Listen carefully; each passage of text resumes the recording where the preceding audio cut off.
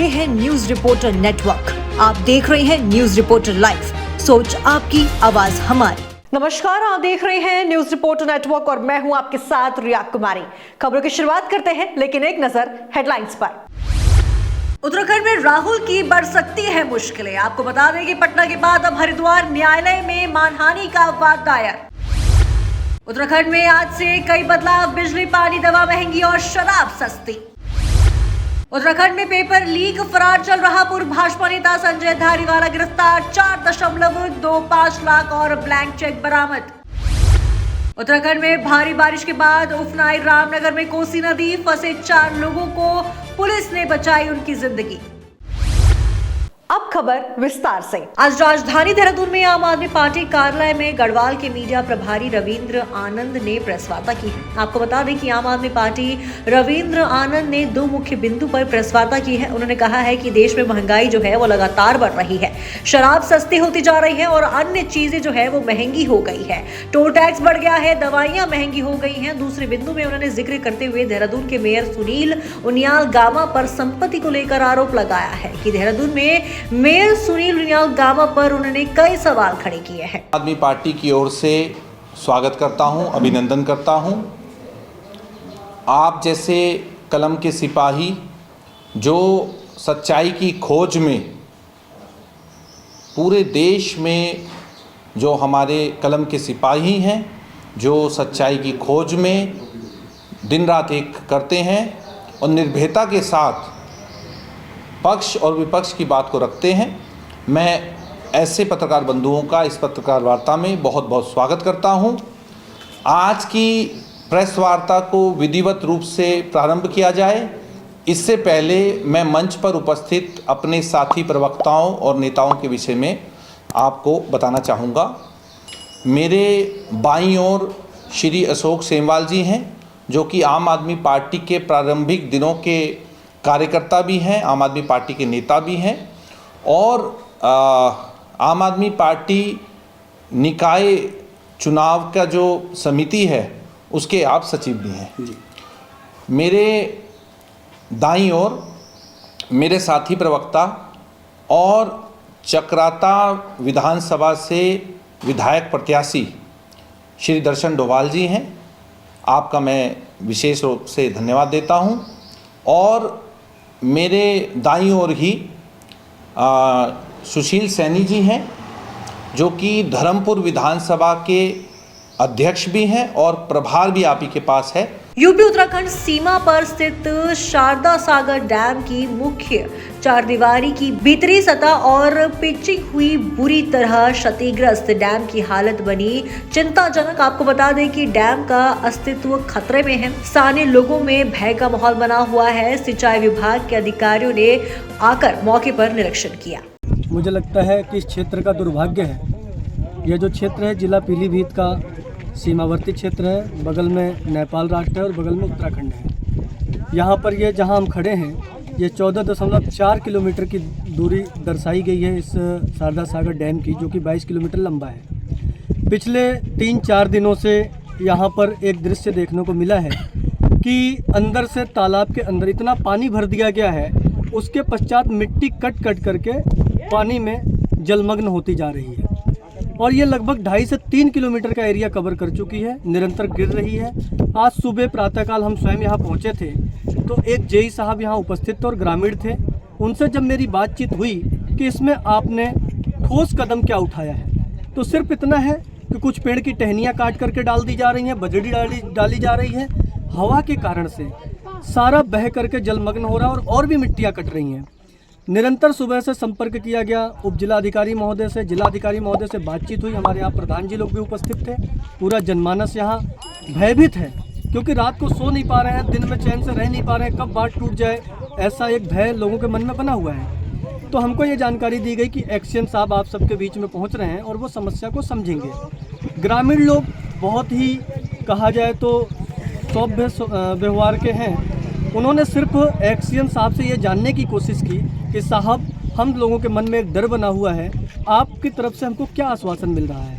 तो उन्होंने कोई आश्वासन तो नहीं दिया, ये जरूर कह दिया कि कोई भयानक स्थिति नहीं है, हम आपके लिए बता देना सब ठीक है और हम देख लेंगे तो उनसे कहा गया कि आप कुछ आश्वासन दीजिए, हमारे कुछ और भी लोग थे, तो उन्होंने कोई जवाब नहीं दिया और वो अपनी गाड़ी की तरफ आए तो लोग उनसे बात करने की कोशिश, महिलाएं कोशिश कर रही थी, तो वो अपनी गाड़ी से आगे चले गए और दूसरी गाड़ी में बैठ करके यहाँ से निकल गए, जैसे कि उनको पब्लिक से इतना डर बना हुआ है। और यहाँ की पब्लिक इतना शांत है, इतना शांत स्वभाव के लोग हैं, उसकी मैं आपको कोई कल्पना नहीं करा सकता। और अपने ड्राइवर को और अपनी गाड़ी को यहाँ छोड़ करके चले गए, तो ये कहीं ना कहीं इधर की पब्लिक को बदनाम भी करना है और इनका कोई सहयोग कोई कर नहीं रहा। अभी आप लोग क्या चाह रहे हो? हम सिर्फ इतना चाहते हैं कि इसका कोई स्थायी समाधान हो। जिस तरीके से 1976 में शारदा सागर जो नानक सागर डैम टूटा और वहाँ से लोग भाग करके इस क्षेत्र में आए, कहीं यहाँ से भागेंगे तो कहाँ जाएंगे।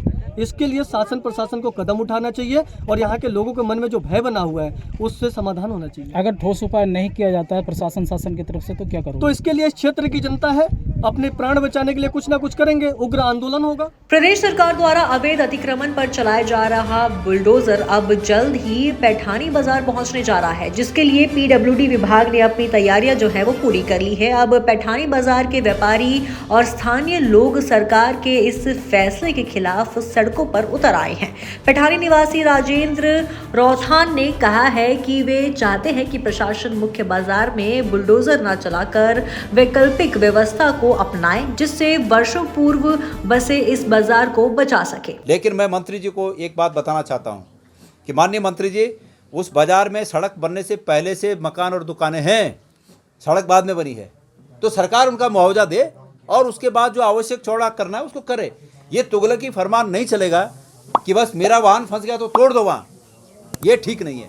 आप उनका मुआवजा दें और मुआवजे के बाद वो सड़क को चौड़ा करें, मुआवजा लोगों को मिलेगा, लोग अपना मकान खुद ही पीछे कर लेंगे उस मुआवजे के हिसाब से। लेकिन ये कि बिना मुआवजे के लोग अपना मकान तोड़ दें, ये लोकतांत्रिक मूल्यों के विपरीत है। अच्छा, देखिए सर, अगर दुकान पे अतिक्रमण होगा, अगर दुकान टूटेगी तो हम लोग कहाँ जाएंगे? हम लोग यहाँ किराए पे आ रखे 5-6 साल हमें यहाँ हो गए, तो हम लोग, हमारे बच्चे कैसे पलेंगे, कहाँ जाएंगे हम लोग? और तो क्या मांगते हैं कि ऐसे ना हो, ऐसे ना करें। अब कोई भी हो, सबका रोजगार यही है, सब लोग सड़कों पे आ जाएंगे, कहाँ जाएंगे लोग? कहीं लोग तो ऐसे हैं यहाँ पे कि नौकरी छोड़ के घर पे आ रखे हैं, फिर वो लोग कहाँ जाएंगे? मसूरी में भारी बारिश के बाद मसूरी लाइब्रेरी वाल्मीकि मंदिर के पास हुए भूस्खलन से हुए नुकसान का निरीक्षण करने अधिकारियों के साथ कैबिनेट मंत्री गणेश जोशी पहुंचे हैं। इस मौके पर उन्होंने पीड़ित लोगों से बातचीत किया और उनको जल्द उचित मुआवजा देने की बात कही है। उन्होंने भूस्खलन के बाद होटल के पुश्ते गिरने से हुए नुकसान हुई गाड़ियों की भरपाई करने की भी निर्देश दिए हैं। कैबिनेट मंत्री गणेश जोशी ने अधिकारियों के साथ मसूरी मॉल रोड का निरीक्षण किया और काम में हो रही देरी को लेकर नाराजगी व्यक्त की।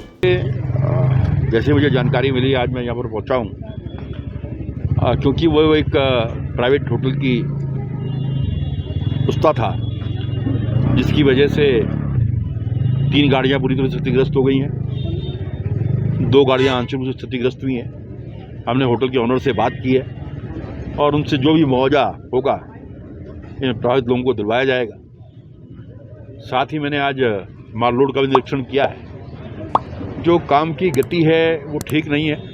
मैंने एससी और एक्सचेंज दोनों से कहा है कि आप डे नाइट कायम कराएं, लेबर बढ़ाएं और काम में तेज़ी लाएं, क्योंकि उन्होंने मुझे, जब पहले मैंने बैठक देहरादून में बुलाई थी, 31 तारीख का मुझे प्रॉमिस किया था और इनका ये कहना है कि साहब बीच में बारिश आ गई, 5-6 दिन उससे डिले हो गए, तो किसी भी सूरत में 15 तारीख से पहले काम पूरा करने की निश्चित मैंने इनको किया है और मुझे पूरा भरोसा है कि ये लगकर इस काम को पूरा करें। चंपावत जनपद की बनबसा नगर पंचायत के पुराने ठेकेदार द्वारा पर्यावरण मित्रों का लंबित मानदेय का भुगतान नहीं किए जाने को लेकर नगर पंचायत के ठेका पर्यावरण मित्रों का कार्य बहिष्कार शनिवार को भी जारी है, जिस कारण बनबसा नगर क्षेत्र में जगह जगह कूड़े का अंबार लग गया है।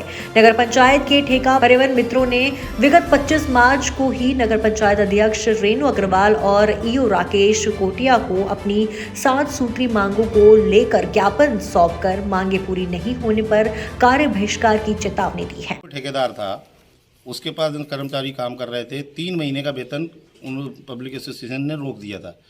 अब उसके बाद ठेका निरस्त कर दिया गया, हम लोगों को बिना बताया, हम लोगों को किसी की जानकारी में नहीं ठेका निरस्त कर दिया गया। क्या विवाद हुआ ठेकेदार का, मैनेजमेंट का क्या विवाद हुआ, उससे हम लोगों को कोई लेना देना नहीं। इन्होंने अपना ठेका निरस्त करने के बावजूद फिर हम लोगों से, हम लोग कहा हमारी पेमेंट कौन देगा, मैनेजमेंट से बोला तो बोले पेमेंट की चिंता मत करो, पेमेंट हम दिलवाएंगे तुम्हारी। दिलवाने की बात हुई थी, फिर 1 साल निकल गया, फिर दूसरा वर्तमान ठेकेदार आ गया। 1 साल बीतने के बाद छोटे छोटे जो कर्मचारी हैं उनको सभी को आगे छोटे छोटे बच्चे हैं, स्कूल की परेशानी है, बहुत माली स्थिति खराब है।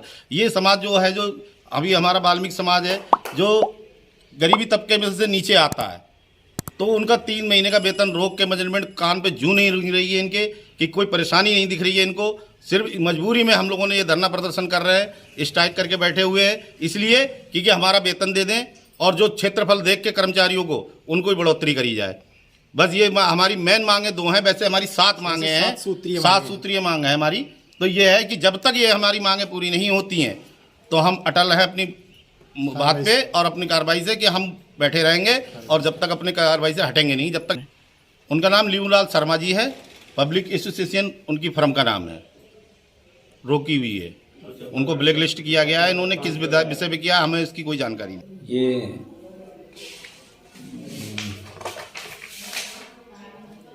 राष्ट्रीय वाल्मीकि क्रांति मोर्चा के नगर अध्यक्ष द्वारा 6 से 7 सूत्रीय बिंदुओं पर मांग पत्र दिया गया था, जिसमें से प्रथम बिंदु जो था उनकी पूर्व ठेकेदार से बकाया का धनराशि का था, जो निकाय को 1 माह 26 दिन का भुगतान किया जाना था ठेकेदार का, किंतु ठेकेदार द्वारा कार्य सही ढंग से नहीं किए जाने के कारण उसका जो है तत्कालीन बोर्ड ने जो है ठेका निरस्त कर दिया गया और ब्लैक लिस्ट के संबंध में कार्रवाई की गई। इनके द्वारा उक्त भुगतान के संबंध में निकाय में धरना प्रदर्शन कर रहे हैं। इसके संबंध में उक्त प्रकरण माननीय उच्च न्यायालय में विचाराधीन है। उसके निर्णय के बाद इनके बकाये के भुगतान के संबंध में निकाय द्वारा कार्रवाई की जाएगी। शेष 2 से लेकर के 7 बिंदु जो इनके हैं और वर्तमान जो हमारे ठेकेदार है मैसर डोरा क्राफ्ट उदयपुर, उनसे संबंधित है और उनसे संबंधित ठेकेदार एवं सफाई कर्मचारियों के माध्यम से ठेके के माध्यम से बात की गई, तो वो पूर्व में तो सहमत हो गए थे, लेकिन वर्तमान में वो 8 कर्मचारी और बढ़ाए जाने का दबाव बना रहे हैं ठेकेदार के ऊपर।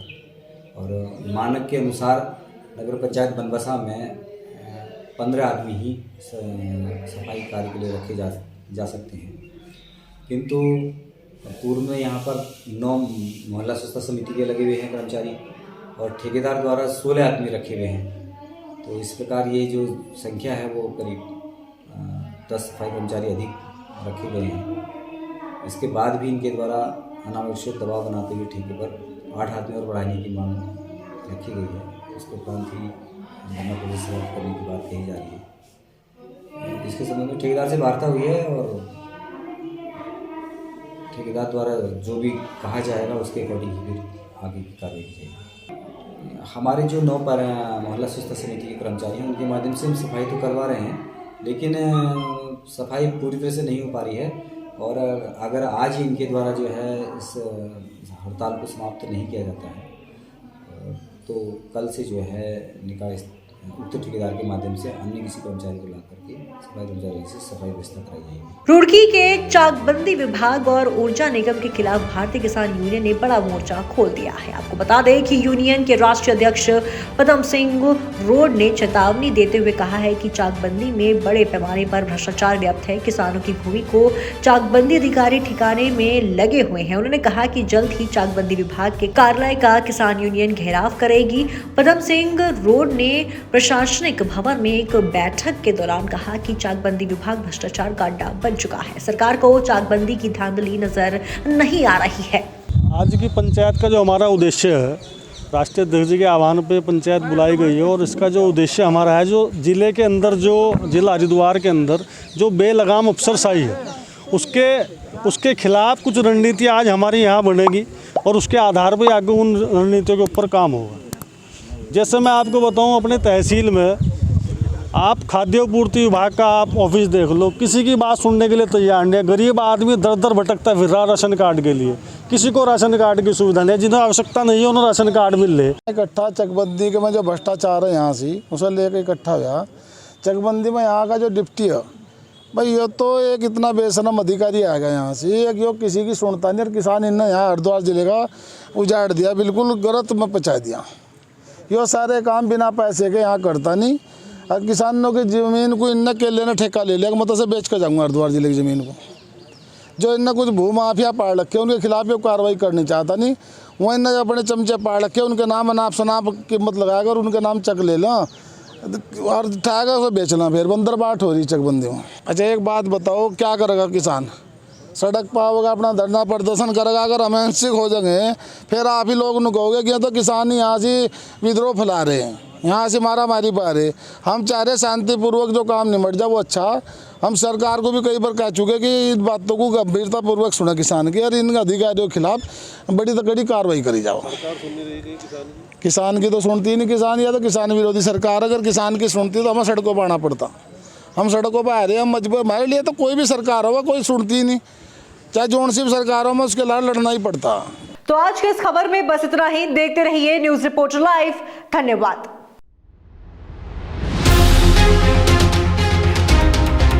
ये है न्यूज रिपोर्टर नेटवर्क। आप देख रहे हैं न्यूज रिपोर्टर लाइव। सोच आपकी, आवाज हमारी।